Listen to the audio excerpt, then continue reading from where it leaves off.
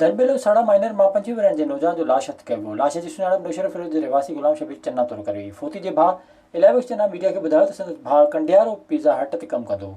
गुज़िरियल 7 ॾींहंनि खां गुम हो, जंहिंजो अॼु दरबेलो साड़ा माइनर मां लाश हथ कयो आहे। संदसि चवणो हो त उन्हनि जी कंहिंसां का बि दुश्मनी नाहे। ख़बर नाहे त उन्हनि जे भाउ खे कंहिं क़तल कयो आहे। नवाबशाह में आल पाकिस्तान क्लर्क एसोसिएशन जे सॾ ते मुलाज़िमनि पारां सूबाई सदर मोहम्मद दाऊद उलड़ अल्ताफ़ शेरवानी जी अॻवानी में HM Khawaja Garden High School खां रैली कढी वई, जेका गश्त कंदे नवाबशाह प्रेस क्लब पहुती, जिते अॻवाणनि पारां धरणो हयो वियो। इन मौक़े ते अॻवाणनि ख़िताब कंदे चयो त महांगाई जे हिसाब सां उन्हनि जूं पघारूं घटि आहिनि, इन करे घर जो गाॾो हलाइणु ॾुखियो थी पियो आहे।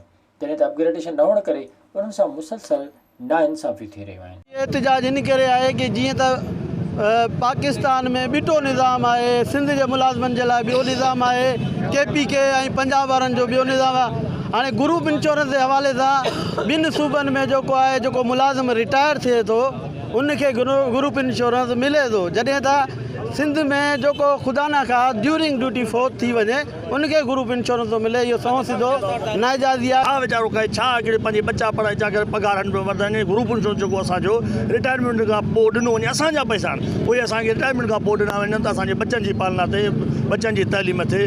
यूटी जेको ॿियनि खे मुलाज़िमनि खे मिले थो, सेक्रेटरी वारनि खे असांखे नथो मिले। छा असां मुलाज़िम न आहियूं छा? असांजो हाउस रेंट बि घटि आहे महांगाई जे हिसाब सां। हाँ, किथे महांगाई किथे पहुती आहे, किथे ग़रीब माण्हू जो क्लर्क आहे, लोअर स्टाफ, उहो त वीचारो भाॼी बि नथो वठी सघे अॼुकल्ह।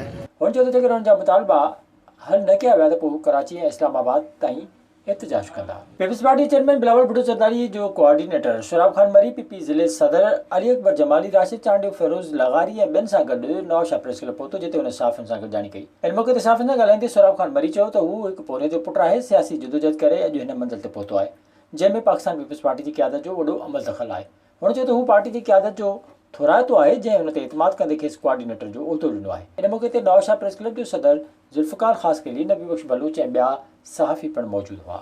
मोरे जे म्यूनिसिपल मुलाज़िम पारां गुज़िरियल 7 महीननि खां वधियल पघारूं न मिलण ख़िलाफ़ ॻिचे में सुकल मानी विझी बसर ऐं साओ गाह खाई मोरो प्रेस क्लब ते अनोखो एहतिजाज कयो। चौकीदार वकार में मोरो प्रेस क्लब ते ॿुधायल 7 महीननि जी पघार न मिलण ख़िलाफ़ ॻिचे में सुकल मानी विझी बसर ऐं गाह वात में विझी अनोखो एहतिजाज कयो। म्यूनिसिपल मुलाज़िम मीडिया खे ॿुधायो त खेसि 7 महीननि खां वधियल पघार न मिली आहे, जंहिं करे संदसि घर में फाका कशी जहिड़ी सूरत हाल आहे। हुन सिंध जे वॾे वज़ीर बिलावल भुट्टो ऐं ॿियनि वसाइनि खां मुतालबो कयो त बजट में वधायल पघार ॾेई साणसि इंसाफ़ कयो वञे।